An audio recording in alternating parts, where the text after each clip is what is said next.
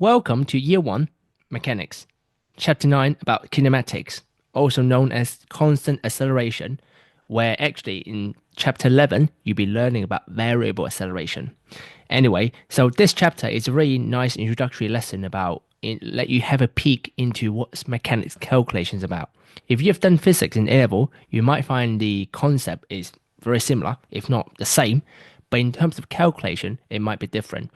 I would say the calculation in physics will be slightly easier than the calculation in maths, where the maths, the maths, the calculation in the mechanics calculation in maths is a lot more mathsy, a lot more than the physics, where physics is more about the understanding the concept, the idea of how things move around in terms of how numbers relate to each other. But in the maths, it's more about the calculation. Give you some different scenarios, and you think about how you can apply the knowledge you've learned, the formulae, into different scenarios. Right. So the 9.1, 9.2 is all about touching base on your displacement time graph that you've learned in GCSE and the velocity time graph.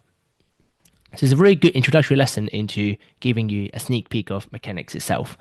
Right, so we start off with introducing two classes of quantities, which you should have learned before. It's called scalar and vector. So scalar only has magnitude. So magnitude is also known as size. Okay, vector on the other hand has direction and magnitude. So it's not just the size, but also the direction. So for example, the first one would be a distance. A very good example would be a distance. We use meters for distance. So if your distance given is not in meters, you will have to convert into meters. So this is standard unit for mechanics. Versus displacement is also meters. Now, what's the difference between distance and displacement? Now, think about this, okay? So let's say this is my house, okay? This is my house. And I used to live around used to be my favorite restaurant. Is it still my favorite restaurant? Probably not, because I've grown old and it's become a lot more unhealthy than I thought it would be healthier. M, McDonald's. So a distance, okay, let's say it's 100 meters, okay, away. Of course, I live close to McDonald's. So if I travel from the house to McDonald's, okay, that's 100 meters. So for distance, it will be a plus 100 meters, okay? And if I come back and then I've traveled another 100 meters, then the distance will be 200 meters. That's the distance. What about displacement? Now, displacement has direction. That means if I travel from the house to McDonald's, I do a plus 100 meters. But if I come back from McDonald's, I will have a minus 100 meters because the direction is opposite. So therefore, my displacement is 0 meters. That's the displacement. That's the displacement. So that's the difference. So yes, my mum used to tell me off for leaving the house without telling her, went off somewhere without telling her. But actually, in my defense, my displacement is 0. I went from home to McDonald's. Yes, I didn't tell her that, but I came back safely and fully, and a bit oily as well. But so what? My displacement is 0. Technically, I have not been anywhere. But little does she know, obviously I can't argue with mom. So the distance, that's the difference. Okay, distance means we don't care about direction. All we care is about the magnitude. How far have we traveled in each journey? The distance is 100 plus 100, that's 200. But displacement, to your right is 100, coming back is 100. Okay, so negative because it's opposite direction. So that's the difference. Next difference, speed. So we use meter per second. Now, this is I always say childish way of writing it, but that's more like amateur way of writing it. Normally you write ms to the power of minus 1. So that's the unit for speed versus velocity. So again, ms, that's the meter per second. So what does velocity measure? It measures the distance or displacement traveled, doesn't matter. Distance, let's put distance traveled over time. Yeah, we know that GCSE stuff, isn't it? Speed equals distance over time, but we'll talk about that later a bit more when it comes to variable acceleration. Because if you think about, we measure the rate of something traveling over the other, you can think about differentiation, okay, which we learn about differentiation is about changing rate. Therefore, this actually will use differentiation later. But actually for now, measure distance traveled over time. So speed versus velocity. So yeah. Next one, which is not, they're not versus. So the next one, the next scalar we learn is time in seconds. And also another thing you will learn about scalar, which we use a lot, is called mass. The mass we use kilograms. Okay. What else? We are going to learn about acceleration. Acceleration is a vector. So acceleration is meter per second squared. It's a squared in here, it's not one. Now, why is it squared? Because acceleration measures the speed, the speed over time. So that's acceleration. What else do we learn? Well, mass actually, we can, the vector version of mass is called weight. Okay, the weight is in newtons. And last but not least is a force. Force is also a vector, it's Newton, because you can apply force in different direction. People pushing you to the left is different to people pushing you from behind. You know, think about you standing in front of a train track. Yeah, someone push you to the right, it's different to some people push you forward. Hopefully it doesn't happen to you and you don't do it to others. But but you can see why force is a vector because it has direction. Right. So so sort of these are the class of quantities that you will be learning, you'll be using a lot in mechanics, especially the first few, distance, speed, time, acceleration, velocity, displacement in this chapter. Mass, weight, force, not so much in this chapter, maybe more about in chapter 10, but for now, it should suffice. The motion of an object can be represented on two types of graph. The first one is distance time graph. You've learned in GCSE, so I'm not going to go for that, and you do some practice over the exercise. The next one is about velocity time graph. Okay, velocity time graph. So velocity time graph. So let's draw an axis in here. We have velocity. We use V for velocity, so it's also known as VT graph. Oh, by the way, distance time graph is also known as the ST graph. S because displacement. You'll learn about that later. For now, just take it ST. Velocity time graph, VT graph. So, oops, so not V on the x-axis. Sorry, VT graph means T and V in here. So we can put S. You can put MS. It's the unit of velocity. MS.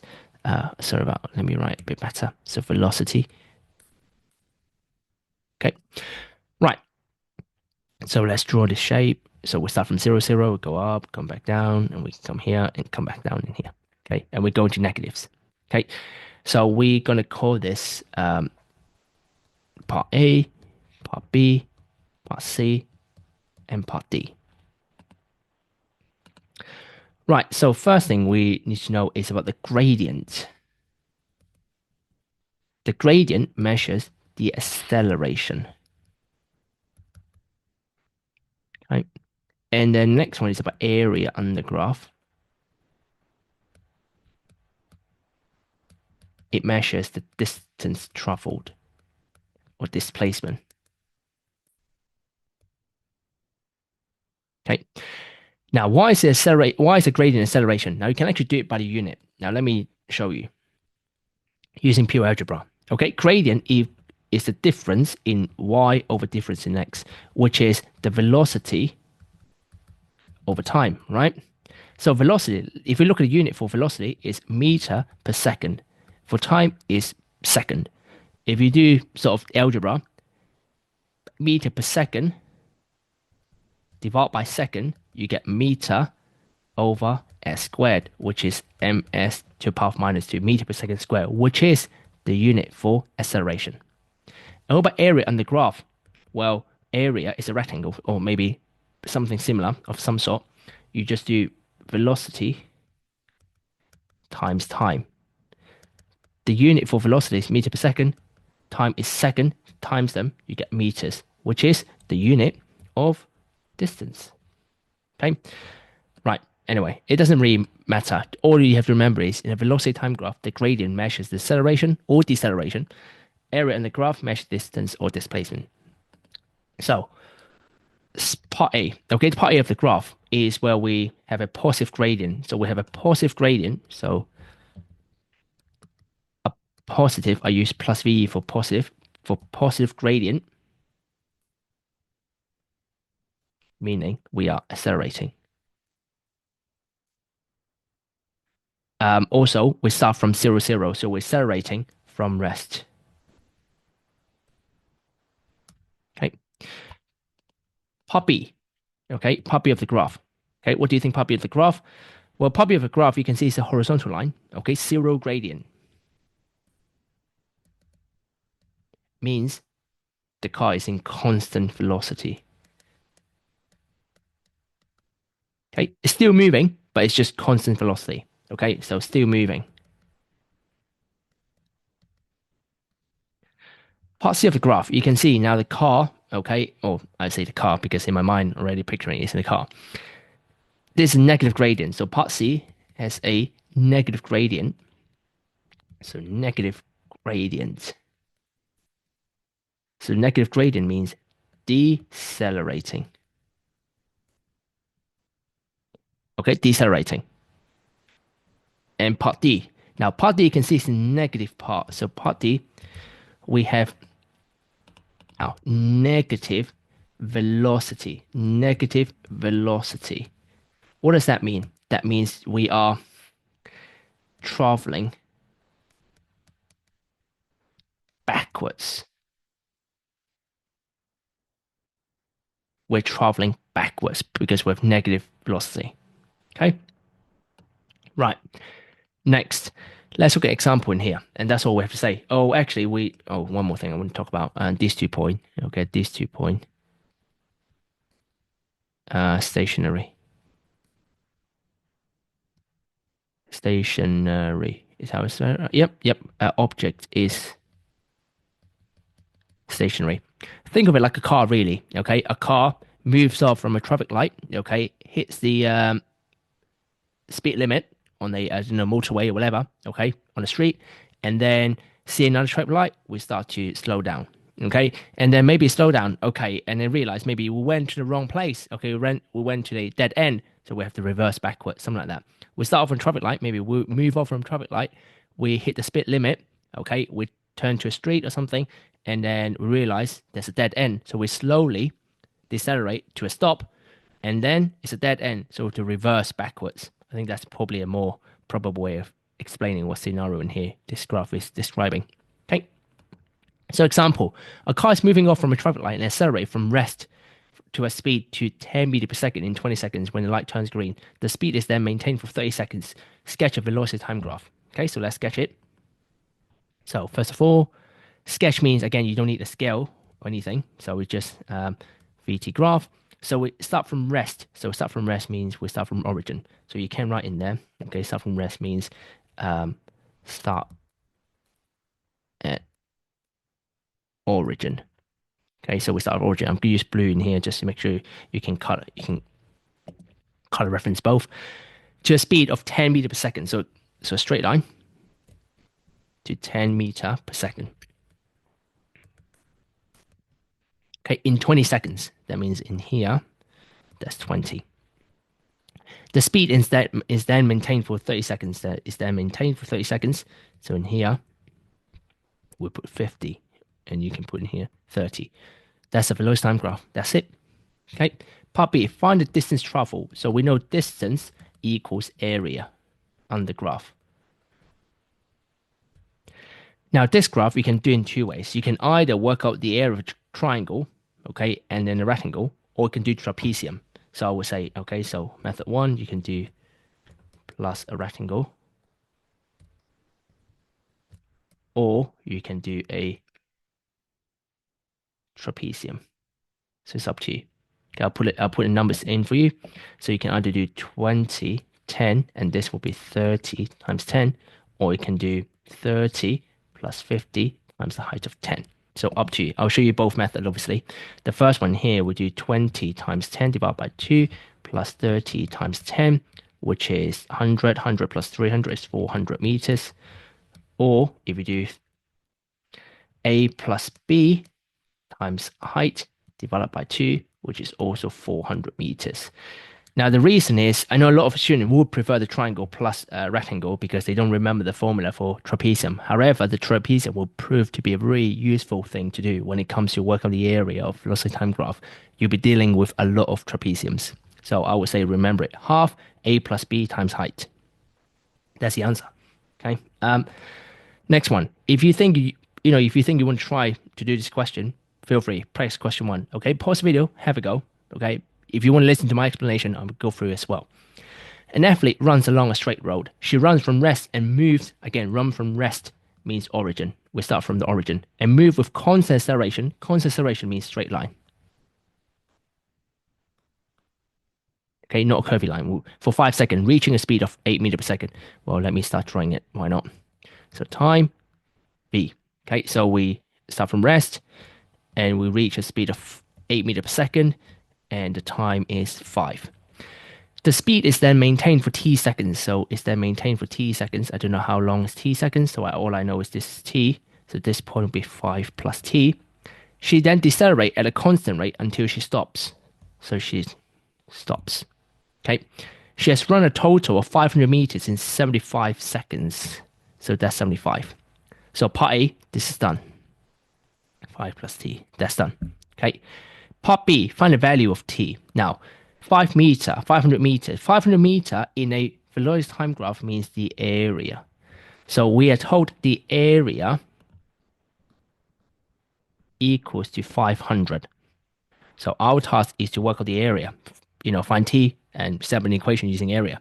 So again, I like to use a trapezium in here. So you can see trapezium is t, the top, plus the base, plus 75, that's the whole length of the base, times the height, 8, divided by 2, which is 500. Now, if you do the triangle, rectangle and triangle, obviously you will have a lot of 5 plus t to juggle with, etc. For example, if you want to work out the base in here of this triangle, you have to do 75 minus 5 plus t, which is quite an annoying thing to do. So that's why trapezium sometimes is the easiest way out, actually.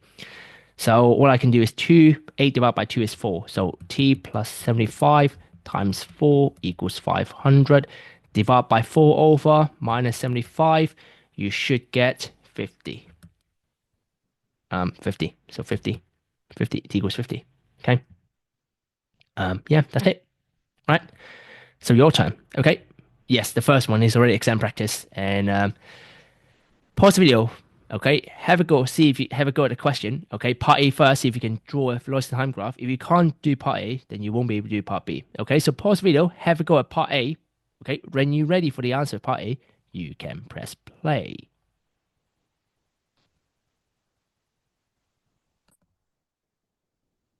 Well, I'm going to go through step by step on how to do this. Okay. So first of all, we start from rest. So we start from origin again. Now, not all velocity time graphs start from the origin. So be careful with that. We start with origin. It moves with a constant acceleration of 11 meters per second for 8 seconds. Okay. So 8 seconds. Okay. The velocity it has reached after 8 seconds. Oh, it's a typo. Is then maintained for t seconds. So it has reached after 8 seconds, maintained for t seconds. That means that's t. Okay. Oops. This is t. So this point will be a plus t. Okay. What else do we know? The racing car then decelerate from this velocity to 40 meters per second. So we're told it decelerate to 40 meters per second. Now it does not decelerate to rest. So what we know is this is 40 in a further 2 seconds. So I know it's quite complicated in here. So that's 2. So that point at the end, the time will be 10 plus t. Okay. Sketch a velocity time graph of the motion, illustrate motion of a car, including the top speed of the racing car. Now, we have not told the top speed of a racing car. So how do we find the top speed in here? Well, if you don't know, look at this. We're missing 11 meters per second squared. So we are told, okay, this is the gradient, remember. In a velocity time graph, the acceleration is gradient. That means in this triangle, just to illustrate, let me use different color. Okay. In this triangle in here,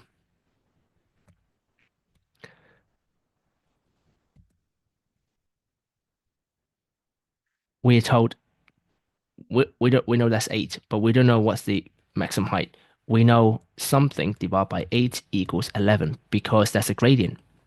So the something is 88 meter per second. So we can now change this into 88. And that's the final answer. Okay, let me remove this orange line. Just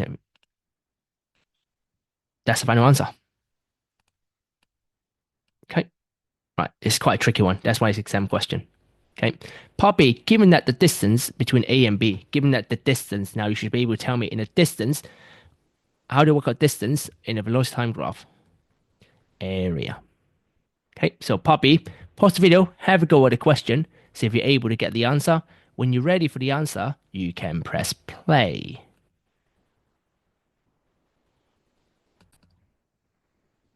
So the final answer is t equals 10.5. You get it? If you don't, let's go through. Okay, now we know the area is 1,404. Now, there are different ways you can calculate the area of this graph. Okay, so one way to do it is, you can do as triangle plus a rectangle plus a triangle and a rectangle. So there are four of them. Or the other way of doing it is you can do it in a trapezium and another trapezium. So different ways of doing it. Okay, so I'm going to show you one by one method. Okay, so let's show you method one. Okay, so one way to do it is, oops, method one. I'll do as a big trapezium plus a smaller trapezium. Okay, so that's method number one. So the A in here is T plus the base, which is A plus T, times the height, which is 88. And for this trapezium, the height in here is 40, A and B, 48, 88, and this is 2. So the second way, okay, the second way is, I can do the second way, so I'll probably do the second way underneath in here somewhere. Let's do different, use purple. So I can do a triangle plus a rectangle plus a triangle plus a smaller rectangle. It's up to you. Okay, it's up to you how you want to do it. If you're using this triangle, this will be 8 times 88. This rectangle will be T times 88. This triangle will be 2 times 48, because that's the difference. This one will be 2 times 40. So if we use the green way, okay, the method number one, you can see it's much simpler calculation. So it'll be T A plus B times height divided by 2 plus this trapezium A plus B times height divided by 2. Look, this trapezium is upright, so your A and B is sideways, equals 1,404. So to simplify this term, 2t, t plus t is 2t, 2 and 88 cancel out, becomes 44. So 2t plus 8 times 44. This one, 2 and 2 cancel out. 40 plus 8 is 128, equals 1404. Then you can do 1404 subtract 128. So it's just in here, just becomes algebra, minus 128. So it becomes 1276 equals 2t plus 8 times 44. Now, some of you might have expanded the bracket. I would divide by 44 to the right. So if I divide by 44, I get 2t plus 8, 2t plus 88. Where's the 80 come from? 2t plus 8 equals 29. Okay, and then subtract 8, divide by 2, you get t equals 10.5. Alternatively, if you use method number 2, okay, then you should have 8 times 88 divided by 2 triangle plus this rectangle 88t, this triangle 48 times 2 divided by 2, this rectangle 2 times 40, 80, 1404. I do a times 88 divided by 2, I get 352 plus 88t plus in here, 48 times 2 divided by 2 is 48. Simple. Yeah, I should know that. Plus 80 equals 1404. And then you can subtract all the numbers to your left-hand side. So 1404, take away 352, take away 48, take away 80 is 924. If I do 924 divided by 88, I get t equals 10.5. So both ways works as long as your numbers are correct. For method number 2, you have to be careful about the length and width very carefully. For method number 1, you worry about less numbers because you only split it to two shapes. But this will be the sort of harder side of the velocity time graph in terms of the shape of it. Usually, the more question you will see is usually this stuff simple, like a slide shape. You go up the stairs, you walk across a panel, and you slide down, okay, like a trapezium. And I believe that's the end of this lesson.